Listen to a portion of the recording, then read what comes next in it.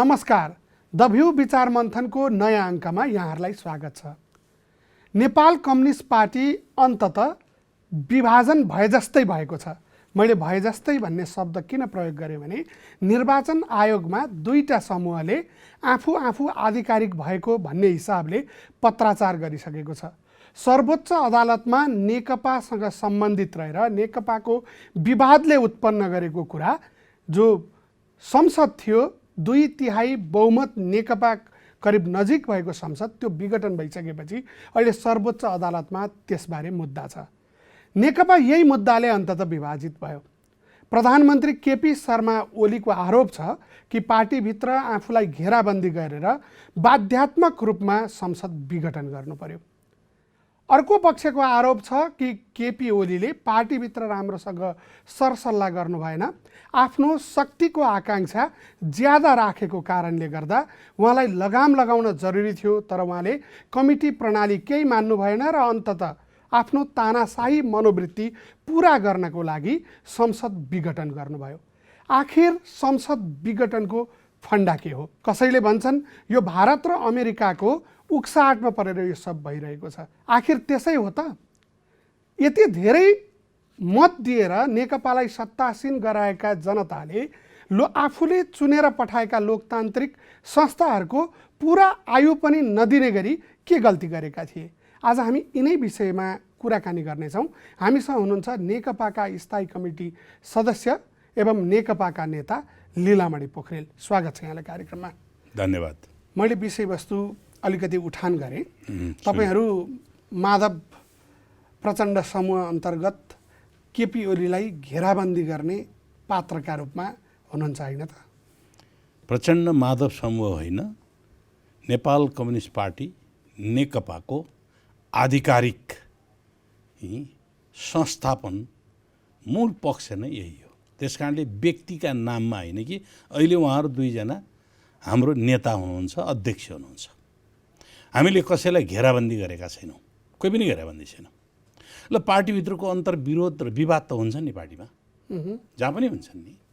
बाधे जातीय तत्त्व भन्छ। पार्टीभित्र विचारका मामलामा विवाद हुन्छ, दृष्टिकोणको मामलामा विवाद हुन्छ, राजनीतिको मामलामा विवाद हुन्छ, सङ्गठनको मामलामा विवाद हुन्छ, अनुशासनको मामलामा विवाद हुन्छ। अनि विवाद सङ्गठनभित्र भयो भनेर नेपाली जनताको सार्वभौमिक सत्ताको अभ्यास गर्ने थलो संसदलाई सजाय दिन मिल्छ? यो हो प्रश्न। नेपाली जनताले सार्वभौम अधिकारको प्रयोग गरेको, जसका आधारबाट प्रतिनिधि सभा चाहिँ चयन भएको छ। प्रतिनिधि सभाले पार्टीका प्रतिनिधिहरूलाई दल नेताको रूपमा, पार्टीका प्रतिनिधिबाट नै के हुन्छ दल नेता चयन गरेर सरकार गठन गर्न दिएको छ। सरकारले ठिक ढङ्गले काम गरेन, स्वेच्छाचारी ढङ्गले भयो भनेर पार्टीले प्रश्न उठाउँदाखेरि अनि पार्टीले घेराबन्दी गर्यो भने हुन्छ? कहाँबाट घेराबन्दी? वा सबै काम गरिराख्नु भएको छ त, स्वेच्छाचारी ढङ्गले गरिराख्नु भएको छ। के गर्नुभएको छैन? राजनीतिक नियुक्ति गर्नुभएको छैन कि, मन्त्री नियुक्ति गर्नुभएको छैन कि, अथवा कुनै विभिन्न संस्थाहरूको चाहिँ नि प्रमुखहरूको नियुक्ति गर्नुभएको छैन कि, अनि अधिकारहरू केन्द्रीकरण गर्ने काम गर्नुभएको छैन कि, राज्यका कतिपय अधिकारहरू मन्त्री परिषदका मन्त्रीहरूलाई दिएका अधिकारहरू पनि के भएको छ भने प्रधानमन्त्रीकोमा केन्द्रीकरण भइरहेका छन्। यो सबै चिज त गरिराख्नु भएको छ, कहाँबाट घेराबन्दी भयो? अनि पार्टीको बैठकमा उहाँले गरेका कामबारे प्रश्न उठाउन घेराबन्दी हुन्छ? तर स्थायी सरकार दिने केपी ओलीकै अनुहार देखाएर निर्वाचनमा गएको एकदम गलत कुराहरू। व्यक्तिको अनुहार होइन, पार्टी एकता भयो, जसका कारणले नेपाली जनताले आशा, कम्युनिस्ट पार्टी मात्रै आशा देखाए। पार्टी एकता गर्छौँ हामी, चुनावभन्दा अगाडिको स्थिति पार्टी एकता गर्छौँ हामी।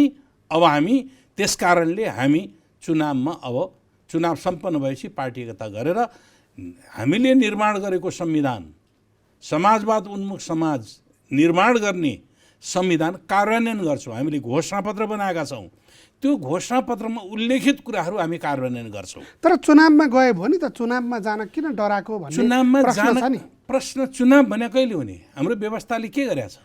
हाम्रो कानुनले के गरेछ? हाम्रो संविधानले के गरेछ? व्यवस्था जुनसुकै बेला प्रधानमन्त्रीलाई सनक चढ्यो चुनाव।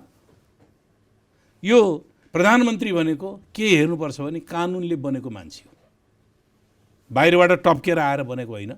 संविधानको मातहतमा यो संविधान, हामीसँग संविधान छ, यो संविधानले व्यवस्था गरेछ प्रधानमन्त्री कसरी चयन हुन्छ भन्ने कुराहरू, प्रधानमन्त्री के काम गर्ने भन्ने कुराहरू यो संविधानले व्यवस्था गरेछ है। प्रधानमन्त्रीले के गर्नुहुन्छ के गर्नुहुन्न भन्ने कुराहरू पनि छ है। अब एउटा कानुनको सिद्धान्त एउटा छ, त्यो के हो भने कानुनी मान्छेले कानुनमा गर्नु भनेर लेखिएका कुरा बाहेक केही पनि गर्न पाउँदैन। प्राकृतिक मान्छेले कानुनमा नगर्नु भनेर लेखिएका कुरा बाहेक सबै गर्न पाउँछ। यो कानुनी सिद्धान्त हो। उहाँ के हो? प्राकृतिक मान्छे होइन, कानुनी मान्छे। किनभने राज्य कोषको राजस्वबाट उहाँले त्यो जिम्मेवारी निर्वाह गरिराख्नु छ, उहाँले राजस्व खाइराख्नु भएको छ। त्यस कारणले राज्यले उहाँलाई कर तिरिरहेको, राज्यले चाहिँ उहाँलाई पारिश्रमिकको रूपमा दिइरहेको छ। त्यो मान्छेले कानुनभन्दा बाहिर संविधानभन्दा बाहिर के पनि गर्न पाउँदैन। संविधान किन यो परिस्थिति आयो त? अलिकति आकलन गर्नुभएको छ, अलिकति प्रधानमन्त्रीलाई अलिकति काम गर्न खुकुलो बनाउने कुरामा नेकपाको फरक प्रधानमन्त्रीभन्दा उत्तर पक्षले अलि गलाक्षेपले नै काम गरेको हो। एउटा कुरा के बुझ्नु पर्यो भने हामीले वेस्टमिनिस्टर मोडेलको सिस्टम अपनाइराखेका छैनौँ। क्लियर छ, वेस्टमिनिस्टर मोडेलमा यी चुनाव जित्नेले सबथोक प्राप्त गर्ने, चुनाव हार्नेले सबथोक गुमाउने भन्ने हुन्छ। Winners gets everything, loser loses everything. तर त्यही पनि 2019 मा त बोरिस जोन्सनले संसद विघटन गर्न खोज्दा तीन पटक सके। पार्लियामेन्टले त्यहाँ त 2/3 बहुमतको चाहिँ व्यवस्था गरिदिएको छ। नयाँ कानुन बनाउनु पर्ने स्थिति भयो। कन्स्टिट्युसन छैन, तर परम्परामा पनि नियन्त्रण र सन्तुलनको स्थिति रह्यो त त्यहाँ पनि। किन होला त?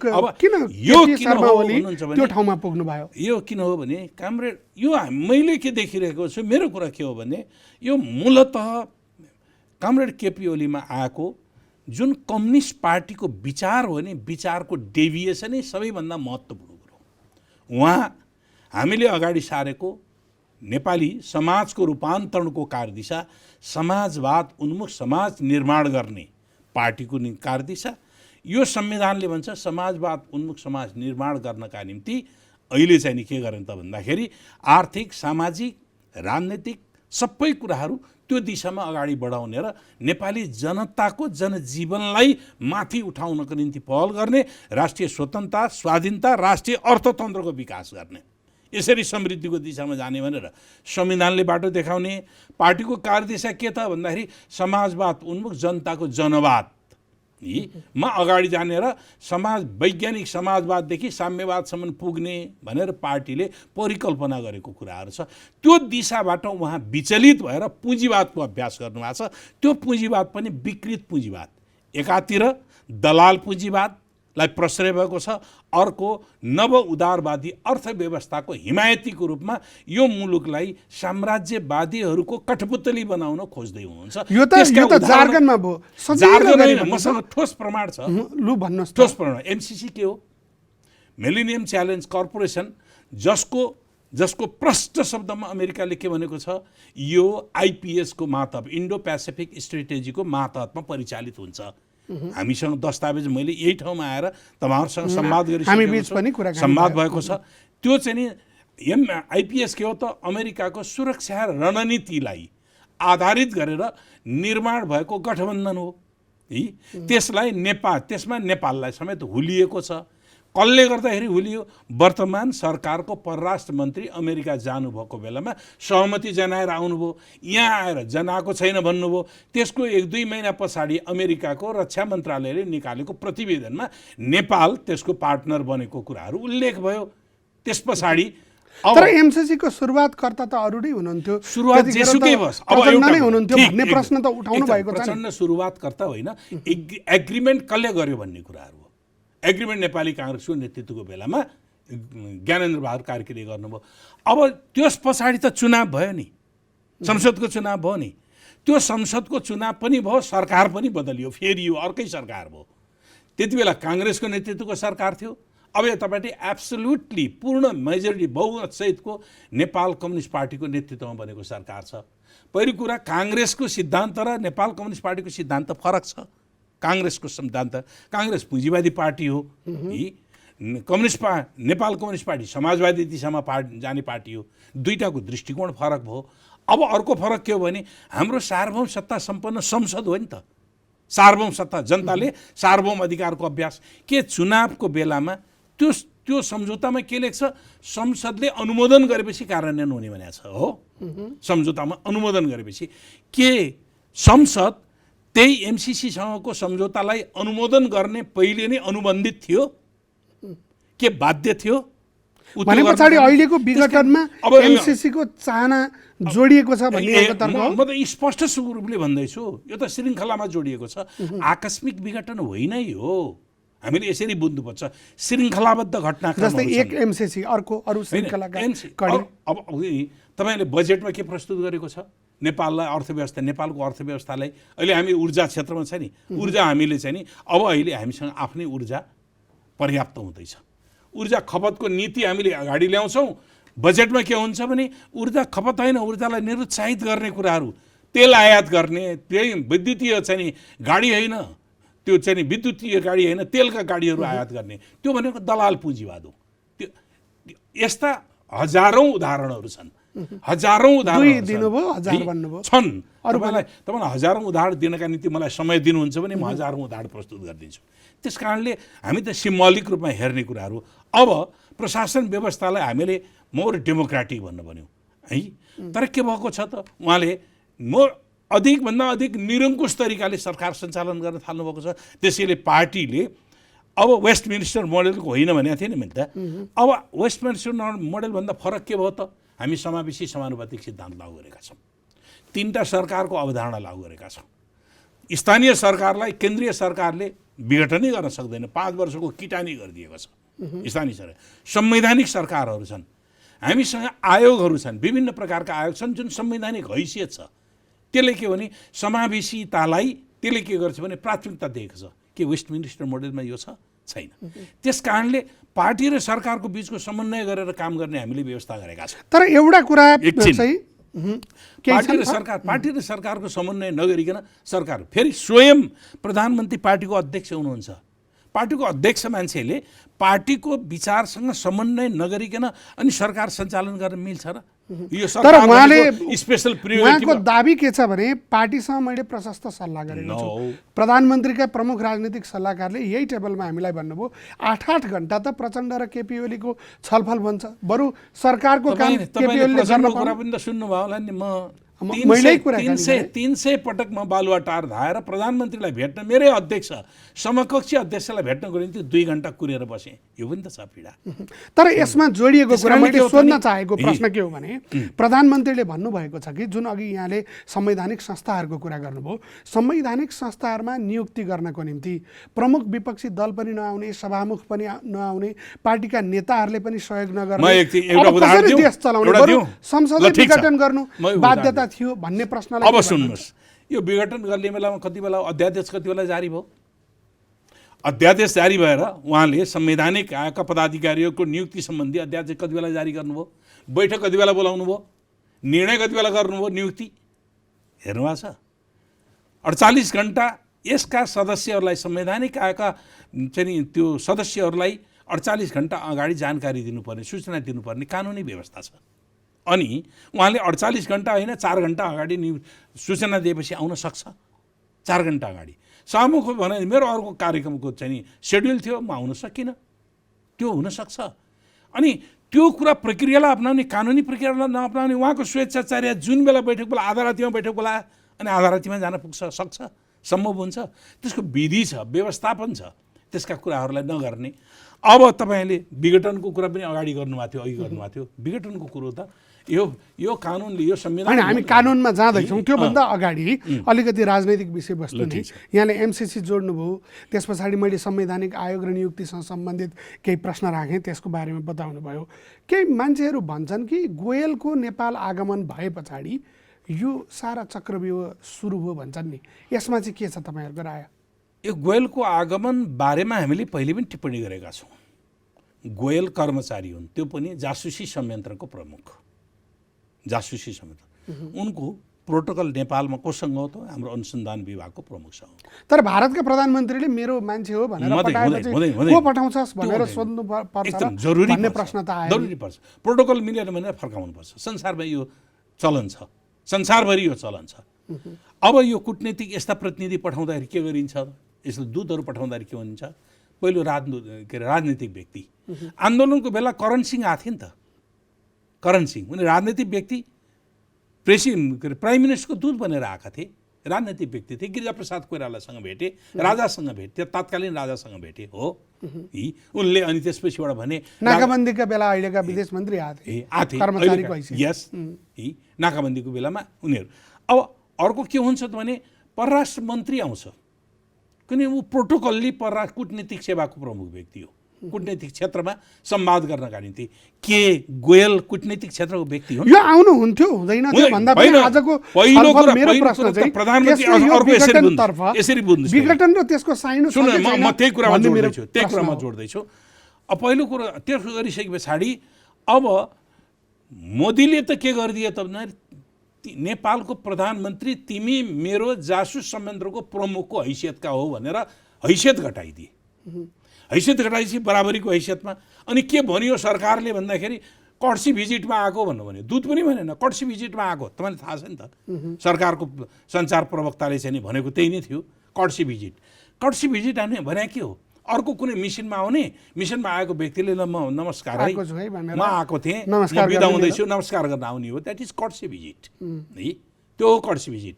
अब प्लेन विशेष विमानबाट आएको छ, अन्त कहीँ गएको छैन, सरासर विशेष विमानबाट राजदूतावासमा गएको छ। राजदूतावासबाट बेलुका गएर राति गएर 9 बजेदेखि 12 बजीसम्म प्रधानमन्त्री भेटेको छ, अर्को दिन बिहान फर्किन्छ। त्यो कर्सी भिजिट हुन्छ, जनता ढाँट्ने।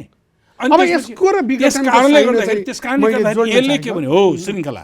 त्यस पछाडि कमरेड केपी ओलीका दृष्टिकोणहरूमा परिवर्तन देखा पर्दै गएको छ, श्रृङ्खलामा आयो। त्यो आए त्यसपछि नेपालको सीमा निर्धारण गरेर नक्सा प्रकाशित गरिसके पछाडि हामीले संसदबाट चाहिँ नि निर्णय गरिसके पछाडि, संविधान संशोधनको निर्णय गरिसके पछाडि त्यसको प्रतिक्रिया दिने सेनाको प्रमुख थिए। ती सेनाको प्रमुखलाई यही बेला सम्मानित गर्ने कुराहरू भयो। राष्ट्रपतिले दोसल्ला उडाएर सम्मानित महारथीको चाहिँ नि पदवी दिनको निम्ति यो बेलामा बोलायो। के यो ठिक थियो? यो नेपालमाथिको अपमान होइन? मैले त त्यति बेला भनेका थिएँ, नेपाल कुन नेपालमा आउँदैछौ तिमी? लिम्पिया धुरासहितको नेपाल हो कि लिम्पिया धुरा कटाएको नेपाल हो? यो प्रश्न सोध्नुहोस् पत्रकारहरूलाई भनेर मैले त्यो कुराहरू भनेको थिएँ। कुन नेपालमा आउँछौ? सार्वभौम सत्ता सम्पन्न नेपाल, लिम्पिया धुरासहितको नेपाल हो, त्यो कुन चाहिँ नेपाल हो भन्नु भने त्यस पछाडि त्यसको श्रृङ्खला सचिव आए हो, सचिवले कर्सी भिजिट गरेका हुन्। तर त्योभित्र पनि राजनीति, भारतको नेपालप्रतिको दृष्टिकोणको एउटा इम्पोजिसन, दबाब दिने एउटा नियत त थियो नै, त्यो आए। त्यस पछाडि फेरि को आइदियो त भन्दाखेरि अहिलेको रुलिङ पार्टीको विदेश विभागको प्रमुख आइपुगे।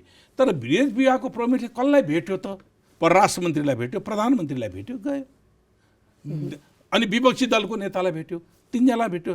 सरकारकै सम्बद्ध पार्टीको विदेश विभागको प्रमुख किन भेट्न ठानेन? किन भेट्न आवश्यक भने पछाडि यो सबै प्रकरण त्यस कारणले यो श्रृङ्खलादेखि लिएर भारतसम्मको कारण हो कि यो नेकपा भित्रको आन्तरिक नेकपा भित्रको आन्तरिक नेकपा पार्टीकै बैठक र पार्टीको बैठकले तय गर्ने कुराहरू हुन्थ्यो। पार्टीका बैठक हुन्थे, केन्द्रीय कमिटीको बैठक तोकेको थियो, केन्द्रीय कमिटीको बैठकमा छलफल हुन्थ्यो, स्थायी समितिको बैठक चलिरहेको थियो। अहिले त बैठकका बैठक छ, त्यही त स्थायी समितिको बैठक चलिरहेको थियो। त्यति बेला बोलाइएको स्थायी समितिको बैठक चलिरहेको बेलामा स्थायी समितिको बैठक एकातिर छ, उहाँले अर्कोतिर बसेर निर्णय गरिदिनुहुन्छ। त्यो निर्णय रोक्न, त्यसो नगर्नुहोस्, संसद बोलाउनुहोस्, संसदमा टुङ्गो गरौँ यस्ता कुराहरूका बारेमा भनेर राष्ट्रपति कहाँ चाहिँ नि निवेदन दिएर गएका, संसद बोलाउनका निम्ति निवेदन दिएर गएका 2 जना चाहिँ नि सदस्य, हाम्रो स्थायी समितिका सदस्यहरू 6 घन्टा कुरेर बस्नुभयो, राष्ट्रपतिले निवेदन दर्ता गरिदिनु भएन। सार्वभौम सत्ता सम्पन्न संसदको 25%ले निवेदन लिखित हस्ताक्षर गरेर संसद बोलाइयोस् भन्ने बित्तिकै राष्ट्रपतिले टाउकोले टेकेर त्यो संसद बोलाउनुपर्छ, संवैधानिक बाध्यता। निवेदन दर्ता त स्वयं राष्ट्रपति आफैले गर्ने होइन होला नि त, त्यहाँ त मेकानिजम होला, मेकानिजम छ। सचिव आउनुभयो, उहाँहरूलाई भेट्न गएर सचिव आउनुभयो, उहाँले के भन्नुभयो? दर्ता पठाइदिन्छु भन्नुभयो। होइन, उहाँहरूले के भन्नुभयो? जाने साथीहरूले भन्नुभयो हामी दर्ता लिएरै जान्छौँ, नम्बर तपाईँ दर्ता गरेर दिइदिनुहोस् हामीलाई, त्यहाँ कुनै ठुलो लामो प्रक्रिया चाहिँदैन। उहाँले भन्नुभयो राष्ट्रपतिज्यू कहाँ म सोधेर आउँछु भनेर भन्नुभयो। सोध्न जानुभएको, आउँदै आउनु होइन, मोबाइल अफ गरेर बसिदिनु। 6 घन्टा उहाँहरू कुरेर बस्नुभयो। के यही हो नेपालको राष्ट्रपतिको कर्तव्य? संविधानको संरक्षक बनाएका हौँ हामीले, राष्ट्रको संरक्षक बनाएका हौँ, संविधानको भक्षक बनाएका होइनौँ हामीले। संविधान तोडताड पार्नका निम्ति सम्मति दिनका निम्ति बनाएका होइनौँ हामीले। संविधान तर नेकपा भित्रकै विवादमा चाहिँ पटक पटक प्रचण्ड स्वयं माधव नेपाल पनि होइन, राष्ट्रपतिले बोलाइसक्यो। सुन्नुहोस् है विषयमा पटक पटक राष्ट्रपति कहाँ जाने, राष्ट्रपतिले बैठककै बीचबाट राष्ट्रपति कहाँ जाने प्रचलन त यहाँहरूले पनि त सुरु गर्नु। सुन्नुहोस्, अब त्यो कुरा म भन्छु, किनभने राष्ट्रपतिले कुनै पनि व्यक्तिलाई ल आउनुहोस् तपाईँसँग संवाद गर्छु भनिसकेपछि राष्ट्रपतिको सम्मानका निम्ति पनि त्यो व्यक्ति जान्छ। तर जब जब नेकपामा विवाद हुन्थ्यो, राष्ट्रपति जब जब बैठकमा सुन्नुहोस् एकछिन मेरो कुरा, तलमाथि हुन्थ्यो, त्यति नै बेला जानुहुन्थ्यो। त्यति नै बेला उहाँले बोलाउनु भयो। र त्यो बेला पनि मैले के भने थियो भने राष्ट्रपति पार्टीको सदस्यता त्यागेर राष्ट्रपति हुनुभएको, उहाँ कमन हो, साझा हुनुपर्ने। यो पार्टीमा माउ पार्टी भनौँ न, अहिले त्यति बेलाको नेकपा उहाँको हुनु माउ पार्टी हो, उहाँ यहीँबाट राजनीति गर्नुभएको।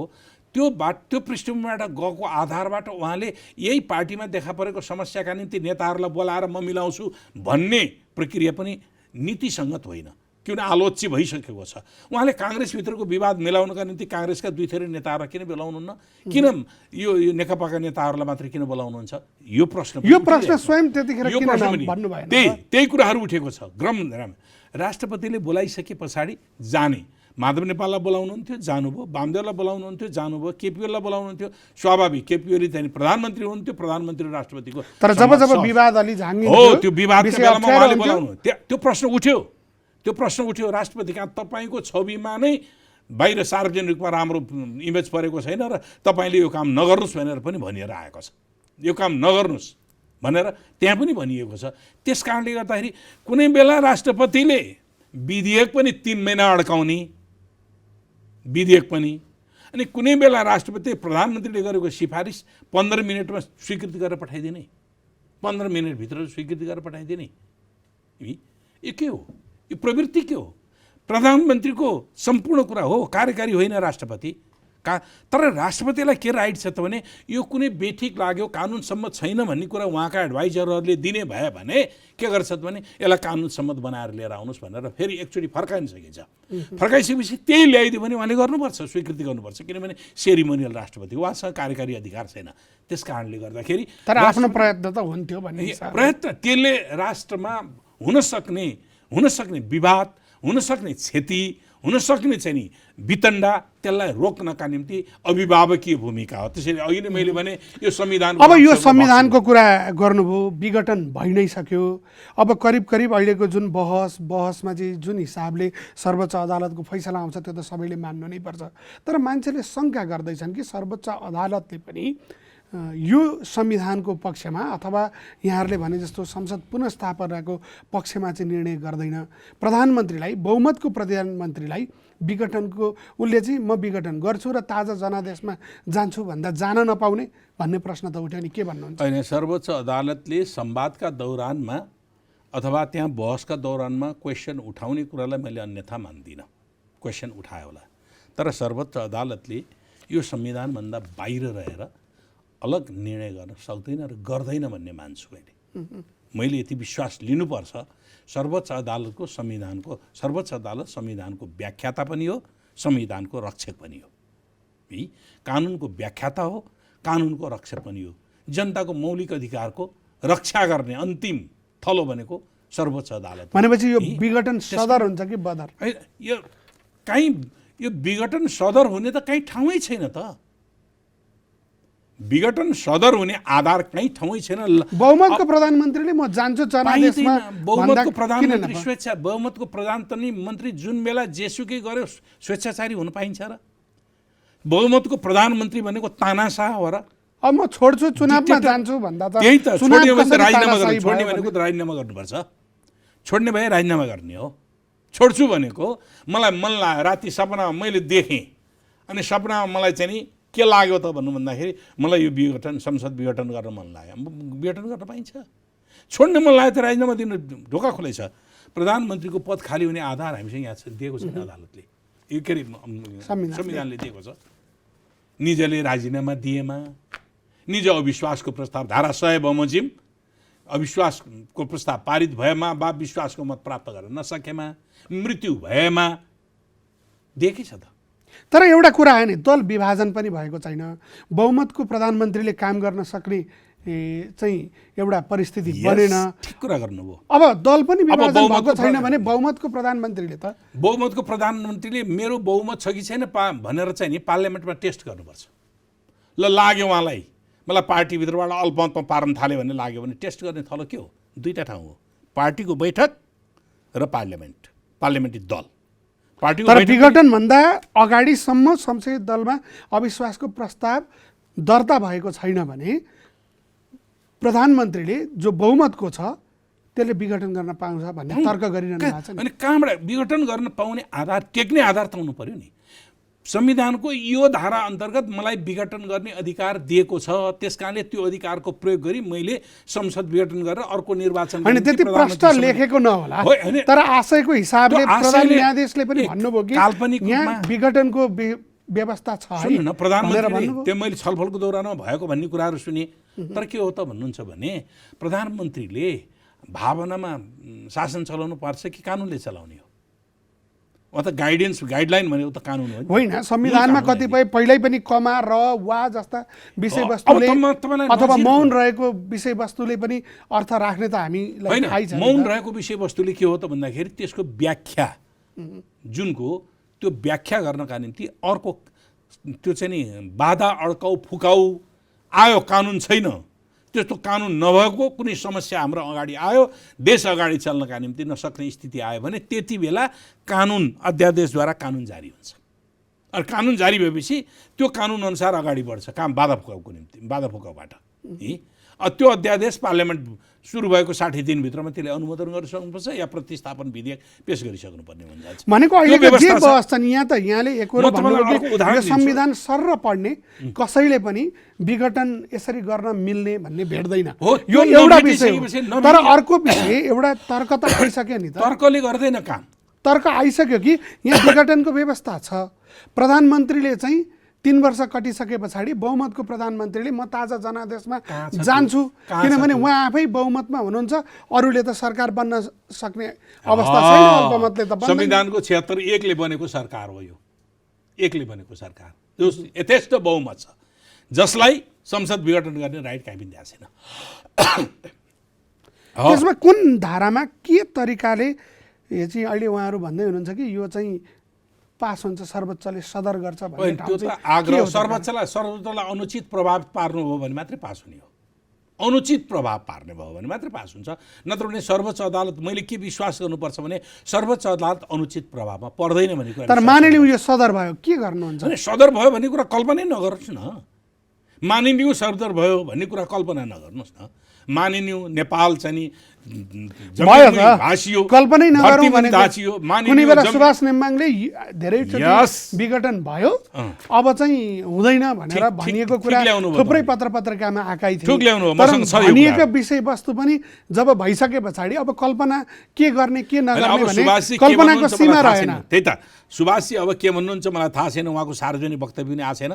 मैले सुनेको थिएँ उहाँले यो गर्दाखेरि धेरै ठुलो नोक्सान हुन्छ, नगरौँ भनेर पहिले भन्नुभएको थियो प्रधानमन्त्री। होइन, प्रधानमन्त्रीले आफ्नो अधिकार प्रयोग गर्नुभयो भन्ने टिप्पणी गर्नुभयो भन्ने त्यसैले प्रधानमन्त्रीको अधिकार आएको छ। म त्यही भन्छु प्रधानमन्त्रीको अधिकार यो संविधानमा कहाँ छ मलाई त्यति देखाइदिनुहोस्। तपाईँ पत्रकार हो, तपाईँले अध्ययन गर्नुभएको छ, यो संविधानमा प्रधानमन्त्रीको अधिकार कहाँ छ ल हेर्नुहोस्। संविधानको धारा 76 अदालतले व्याख्या गर्ला नि। संविधानको धारा 76 कस्तो स्थिति? संविधानको धारा 76 ले पहिलो के भन्छ? बहुमतको सरकार, बहुमत जसले ल्याए सरकार त्यो सिद्धिको। दोस्रोले के भन्छ? बहुमत कसैको भएन, मिलिजुली सरकार, जसले मिलिजुली सरकार हामीसँग बहुमत छ भनेर हस्ताक्षर सहितको नामावली पेश गर्यो राष्ट्रपति कहाँ, त्यसले सरकार पठाउन सक्छ। तेस्रो, कसैले मैले बनाउँछु, मैले विश्वासको मत ल्याउँछु, लार्जेस्ट पार्टी होस् अथवा कसैले मैले सरकार बनाउँछु, मैले 30 दिनभित्र विश्वासको मत ल्याउँछु भनेर बन्यो भने त्यो सरकार बन्छ। त्यसले सरकार बन्यो र 30 दिनभित्र विश्वासको मत ल्याएन भने त्यति बेला बनेको सरकारले निर्वाचनको सिफारिस गर्न सक्छ, अरू कुनै लिन्छ। तर तपाईहरुले एउटा काम चाहिँ यति अप्ठ्यारो रहेछ, पार्लियामेन्टमा आफूलाई टेस्ट नगरिकन गर्न पाउँदैन। अब यसको नजिरका निम्ति तपाईँ सच्चारी यो संविधान हेर्नुहोस्। गिरिजाप्रसाद कोइरालाले संसद विघटन गर्नुभएको थियो, देउवाले पनि विघटन गर्नुभएको थियो, मनमोहनजीले देउवाले विघटन गरेको यो 47 को संविधान धारा 53 को 4 अनुसार हो। एब्सोल्युट राइट्स छ त्यहाँ, विघटन गर्ने कुनै शर्त छैन त्यहाँ। चाहेको बेलामा उहाँ कुन बेला विघटन गर्नुभएको थियो? नीति कार्यक्रममा फेल भएपछि उहाँले विघटन गर्नुभयो। विघटन गरिसकेपछि हामीले राजनीतिक रूपले विरोध गऱ्यौँ, यो बेठीको यति बेलाको ठिक छैन भनेर विरोध गऱ्यौँ। तर सर्वोच्चले के गर्थ्यो भने यो प्रधानमन्त्रीको विशिष्ट अविशिष्ट अधिकार संविधानले निर्दिष्ट गरेको छ, संवैधानिक अधिकार हो, गर्न पाउँछ। मनमोहनजीले फेरि विघटन गर्नुभयो। त्यति बेला अल्पमतको सरकार थियो, मनमोहनजीले विघटन गर्नुभयो। अल्पमतले मिल्दैन भन्ने भयो। अल्पमत दुईवटा कुरा गर्यो उसले। अल्पमतले मिल्दैन किनभने अरू पार्टीले पनि फेरि मिलिजुली सरकार बनाउने सम्भावना गर्न दिएन। एक अर्को संसद बोलाउन अपिल गरि संसद बोलाउन आह्वान गरिसकेको थियो। संसद आह्वान गरिसके पछाडि प्रिरोगेटिभ कसको त भने संसदको प्रिरोगेटिभ हो। त्यो त विशेषाधिकार संसदको रह्यो नि त। त्यो संसदको विशेषाधिकार अभ्यास गर्न नपाइकन संसद विघटन गर्न पाइँदैन भनेर निकाल्यो, के अरे फिर्ता गरिदियो, पुनर्स्थापना गरिदियो। ढिलो भयो भन्ने ढिलो। शेरबहादुर देवालले विघटन गर्नुभयो, राजाले निरङ्कुशताको अभ्यास गरिदिए, संविधानलाई भाँचकुच पारिदिए। हामी आन्दोलन गऱ्यौँ, आन्दोलनबाट गणतन्त्र स्थापना भयो। गणतन्त्र यो संविधान ल्याइदियो।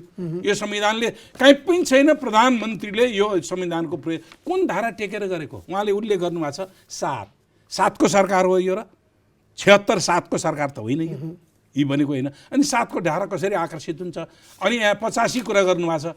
85 मा त संसद तोकिएको अवधिभन्दा अगावै विघटन भएमा, अगावै विघटन भएमा भने कसरी विघटन हुने भन्दाखेरि 7को स्थितिमा मात्रै विघटनको परिकल्पना, कसैले सरकार बनाउन सकेन भने 7को स्थिति मात्रै परिकल्पना गर्दछ। त्योभन्दा बाहेक अर्को परिकल्पना गर्दैन। त्यस कारणले शङ्का भावना अहिले के छ त, अहिले के चर्चा भइरहेको छ त भन्नुहुन्छ भने प्रधानमन्त्रीलाई अविश्वासको प्रस्ताव ल्याउन थालेको, प्रधान न्यायाधीश र राष्ट्रपतिलाई महाभियोग ल्याउन थालेको कुरा हामीले थाहा पाएका हुनाले प्रधानमन्त्रीले विघटन गर्नुभएको हो।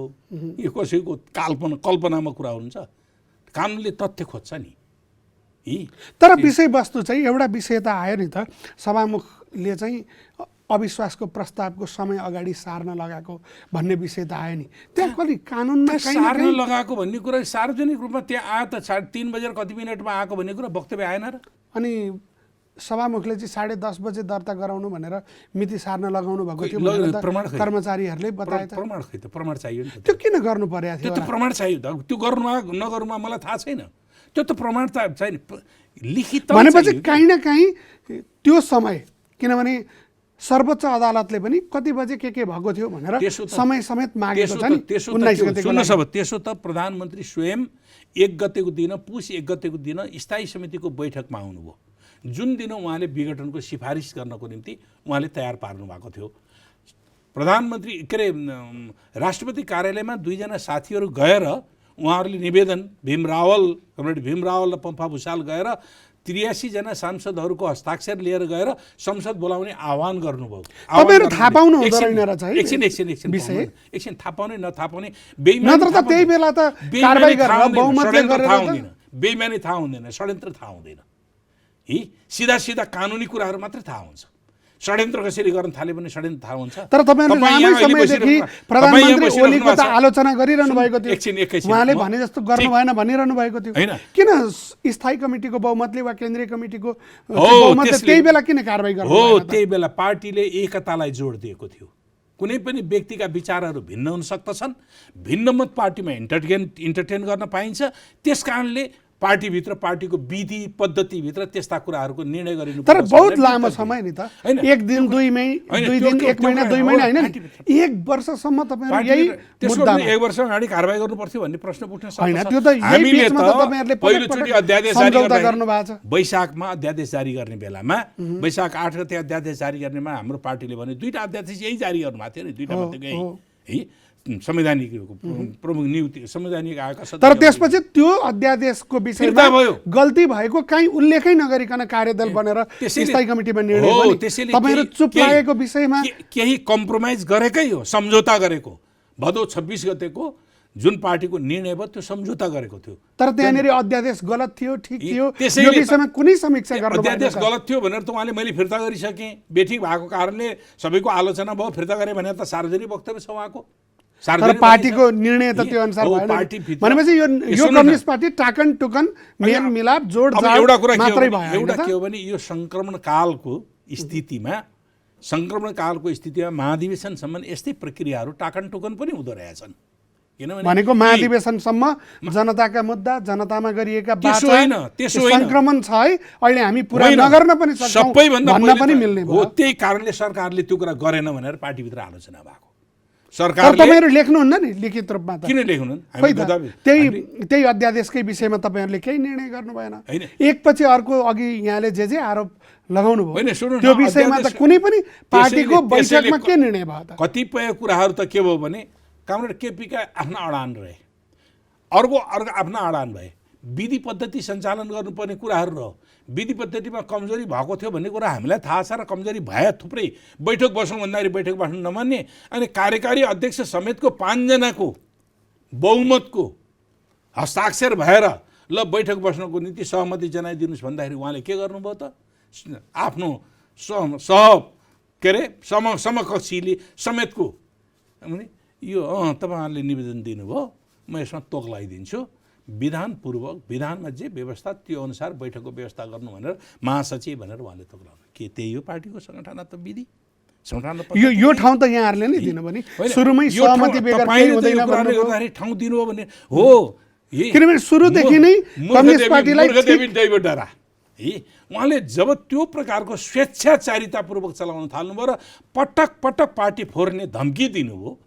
पार्टी फोर्ने धम्कीलाई तपाईहरुले नियन्त्रण त काहीँ गर्नु भएन। आज त्यसैले यो संसद जे विघटन भयो नियन्त्रण यसको गर्दाखेरि रक्षा सुन्नु नि, गर्न सक्ने हैसियत त भएन भनेर मान्छेले प्रश्न यसो गरौँ न। नियन्त्रण गर्ने भनेको केले? बैठकले हो कि होइन? बैठक बस्ने हो कि होइन? बैठक बसेर छलफल गर्ने हो कि होइन? उहाँ बैठकमा पोहोर साल पार्टीको केन्द्रीय समितिको बैठक बस्यो, प्रारम्भको दिनमा बस्नुभयो, त्यसपछि बिचमा बस्दै बस्नु भएन, अन्तिम दिनमा आउनुभयो, उहाँले विवादित कुरा गर्नुभयो। एमसिसी सम्बन्धमा पास हुन्छ पहिले नै भनिदिनु भएको थियो, एमसिसी बारे विवाद थियो, हामीले आयोग बनाइदियौँ, त्यो अध्ययन कार्यदल बनाइदियौँ, उहाँलाई चित्त बुझेन। त्यसको 2 दिन पछाडि पशुपति प्लाजामा भेला गर्नुभयो, आफ्नो लाइक माइन्डेडहरूसँग भेला गर्नुभयो। पार्टीको केन्द्रीय समितिको बैठकको सफलता उहाँलाई पचेन। यी सबै श्रृङ्खलाभित्र पार्टीका अन्तर्विरोधका यति लामो समयसम्म जे कुरा छुट्यो नि, सुन्नुहोस् न, त्यो त नियन्त्रण गर्ने ल्याकत नभएको कुरा त स्वीकार्नु पर्यो। नियन्त्रण गर्ने ल्याकत नभएको भनेपछि त यो पार्टी यस्तै भएको भए यसरी भन्नु न। नियन्त्रण गर्ने पार्टीसँग पार्टीले त विधि पद्धतिबाट हरेकलाई विधि 2 वर्ष 4 वर्ष त्यसको तात्पर्य तपाईँले पहिले नै पार्टी फुटा केपीलाई कारबाही गरे भए हुन्थ्यो भनेर भन्न खोजेको? के गर्नु पर्थ्यो त यहाँहरूले जान्ने हो, त्यसकारणले त्यही तर जति पनि श्रृङ्खला यहाँले आरोपहरूका विषयमा बताउनु भयो त्यसका लागि त कुनै ठाउँ हुन्थ्यो होला, कुनै निर्णय हुन्थ्यो होला। तपाईहरुका कुनै पनि निर्णयमा ती विषयवस्तु त उठे, त्यही विषयवस्तु त उठे। अहिले त्यही विषयवस्तु उठेका कारणले त्यो विषयवस्तुमा छलफल गर्न जान्न भनेर उहाँले पत्र लेख्नुभयो। अब के भयो त यो विघटनको जिम्मेवारी पत्र लेखिसकेपछि तपाईहरुले कति लिने? एकछिन पाउनु न, मलाई भन्न दिनु। प्रधानमन्त्री ओलीले कति लिने? 100% प्रधानमन्त्रीजीको जिम्मेवारी हो यो। मुलुकको जिम्मेवारी त्यो दिशामा लैजान, पार्टी त्यो दिशामा लैजानका निम्ति हामीले जे अपेक्षा गरेका थियौँ, हामीले जे घोषणापत्र दिएर हामीले चुनाव लडेका छौँ, जे कुरालाई कार्यान्वयन गर्न भनेका थियौँ, त्यो कुराहरू कार्यान्वयन गरिदिन हामीले चिन्न सकेनौँ। अबको विवाद के हो? किनभने अब हेर्नुहोस् किन पहिचान गर्न सकेनौँ भन्दाखेरि हामीलाई लाग्यो एकीकरणको प्रक्रियामा जाने बेलामा, संविधान निर्माण भइसके पछाडि अब अगाडि बढ्ने कुराहरूमा कमरेड केपीले हिजो जे बोल्नुभएको थियो, जे गर्नुभएको थियो, त्यसमा केही रूपान्तरण भयो। आन्दोलनकै विरुद्धमा उहाँ गणतन्त्रको कुरा गर्दाखेरि तपाईँको अहिले उसमा युट्युबमा भाइरल भएको छ गोरुगाडाको चाहिँ नि बैलगाडा चढेर अमेरिकाको यात्रा, उहाँले त्यति बेलै त्यो आन्दोलनको विरुद्धमा उत्रनु भएको थियो। माधव नेपालजीले अस्ति भनिराख्नु भएको छ कि गणतन्त्रको बारेमा प्रस्ताव ल्याउँदाखेरि तत्कालीन नेकपा एमालेमा उहाँले गणतन्त्रको प्रस्ताव ल्याउनु हुँदैन भनेर भन्नुभएको थियो। है यी कुराहरू देखिएको छ। आन्दोलनको विरुद्धमा हुनुहुन्थ्यो है उहाँले। अर्को हेर्ने हो भने महाकाली सन्धिकै बारेमा कुरा गर्नुहोस्, महाकाली सन्धिको बारेमा त्यसको श्रृङ्खलासँग जोडिँदो रहेछ। अहिले भनेपछि विघटनको पुरा जिम्मा उहाँले लिनुपर्छ। विघटनको जिम्मा त अरू जिम्मेवार कसरी हुन्छ? कानुन मिच्ने उहाँ, संविधान मिच्ने उहाँ, प्रक्रिया मिच्ने उहाँ, पद्धति मिच्ने उहाँ, घोषणापत्र कार्यान्वयन नगर्ने उहाँ, अनि संवैधानिक आयोगका पदाधिकारीको नियुक्ति 2 जनाले नियुक्ति गरेर हुन्छ? यो देशमा लोकतन्त्र विषय भयो। अब नेकपाकै विषयमा त्यसकारणले हामी अन्तिममा पनि छौं। त्यसकारणले के हो त भन्नुहुन्छ भने यो सर्वथा यो सिस्टमलाई कोल्याप्स गर्न खोज्दै हुनुहुन्छ। तपाईलाई याद होला एकचोटि उहाँले यही पार्टीका नेताहरूको बीचको छलफलको दौरानमा मलाई तपाईहरुले चाहिँ नि उ गर्नुहुन्छ भने म यो कुर्सी भाँचेर जान्छु भन्नु। कुर्सी भाँच्ने साङ्केतिक अर्थ के हो? उहाँले एउटा अन्तर्वार्तामा पछिल्लो यस्तै रहे प्रदेश पनि विघटन हुन सक्छ भन्ने उहाँले कुरा पनि भन्नुभयो। उहाँको स्वेच्छाचारिता सबैले मुलुकले मान्नुपर्ने, उहाँले जे चाहनुहुन्छ त्यही कुराहरू हुने। भनेपछि यो जनताको चाहना नेकपा र के पार्टीको हुन्छ? यो धेरैको चासो छ, यहाँहरू के गर्नुहुन्छ? नेकपा पनि उतै बहुमत हुन्छ। तपाईँले अब नेकपा मात्र होइन, यहाँ मैले अघि भन्छु भनेको थिएँ, अब यस्तो विघटनको सन्दर्भमा सुभाषजीले यो संविधान जारी गर्नका निम्ति यो कुरा सुभाषजीले त काफी भूमिका निर्वाह आइसक्यो। गर्नुभएको थियो। उहाँले के भन्नुभएको थियो हिजो भन्ने कुरा यहाँ छ। त्यो कि त मैले हामीले अघि नै प्रधानमन्त्रीलाई यस्तो छडी दिएका छैनौँ, अब यसलाई दुरुपयोग अब भयो नेकपा भनेर चाहिँ के चाहिँ। हुन्छ त? नेकपा पार्टीको नेकपा त- चुनाव चिन्ह सूर्य कता हुन्छ? कता हुन्छ तल भन्ने त तल प्रश्नै कार्यालयहरू त ताला लाग्न थालिसके। ताला लाग्नुसँग त्यो अलग कुराहरू हो। त्यो त गुन्डागिर्दी गर्दाखेरि त जे पनि हुन्छ नि। गुन्डागिर्दी त हिजो पारसको गुन्डागिर्दी थियो, जे पनि भएको थियो, कानुनले पनि मिच्ने सबै मिच्ने गरिराखेकै थियो नि त। हिजो पञ्चायतमा मण्डलीहरूको गुन्डागिर्दी थियो। है? अब यो विषयमा गुन्डागिर्दी- आन्दोलन उठ्छ त? यो विघटनको विषयमा तपाईँले अब पार्टीको के हुन्छ भन्नु पार्टीको त हिजो पार्टी एकता गर्दाखेरिका पार्टी सदस्यको सङ्ख्या निर्वाचन आयोगमा पार्टी एकीकरण गरेर गरेको सदस्य सङ्ख्या 441। पार्टी एकीकरण हामीले सर्वसहमतिमा पार्टी एकीकरण भयो। त्यसमा 4 जना थपिएका थिए अरू पछाडि 445। अहिले कति छन् त भन्दाखेरि 3 जनाको मृत्यु भयो, 3 जना के अरे राजदूतमा नियुक्ति हुनुभयो, 5 जना जति उहाँहरू चाहिँ संवैधानिक आयोग र संवैधानिक उसमा नियुक्ति हुनुभएको छ भने 434 जनामा हामीसँग यति बेला 490 495 के अरे 295 पार्टी सदस्य त्यति बेलाको पार्टी सदस्य छ। अब उहाँहरूले पार्टीको नाममा बैठक बस्नु अरे बालुवाटारमा सुन्छु, बालुवाटारको बैठकमा उहाँले चाहिँ नि 113 जना कति पुऱ्याउनु भयो, 100 पनि पुग के हो मलाई थाहा छैन, तर बाहिर सार्वजनिकमा आएको 113 जनाको। अनि 113 जनाको कोरम पुग्छ। 113 जनाले 1195 को केन्द्रीय 1179 को केन्द्रीय समिति बनाउँछ। यो जतिको जोक, यो जतिको मजाक संसारको इतिहासमा कहीँ देखिया छ? देखिन्छ भनेपछि पार्टी चाहिँ अब फुट्यो। पार्टी वैधानिक रूपले नै अहिले के हो त भन्दाखेरि जोसँग बहुमत छ त्यही नै पार्टीको आधिकारिक संस्था हो। अधि पार्टीको अब यो पार्टी फुट्यो। अब पार्टी फुट्ने, पार्टी त फुट्यो होइन कि, पार्टी त उहाँहरूले फुटाउनु भयो। उहाँहरूले बालुवाटारमा तथाकथित बैठक बसेर अल्पमतले केही साथीहरूको बैठक बसेर उहाँहरूले पार्टी फुटाउने नै।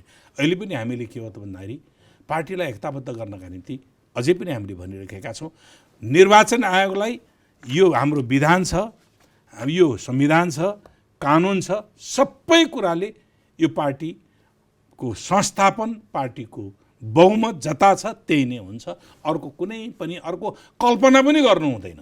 हस्, समयका लागि धेरै धेरै धन्यवाद। हस्, धन्यवाद। आज हामीले कुराकानी गऱ्यौँ नेपाल कम्युनिस्ट पार्टीका नेता स्थायी कमिटीका सदस्य लीलामणि पोखरेलसँग। अर्को हप्ता द भ्यू विचार मन्थन लिएर यसै बेला उपस्थित हुने नै छौँ। त्यतिन्जेलसम्मका लागि जनताद्वारा जनताका लागि प्रसारित जनता टेलिभिजन हेरिरहनुहोस्। आजलाई द भ्यू विचार मन्थन यति। नमस्कार।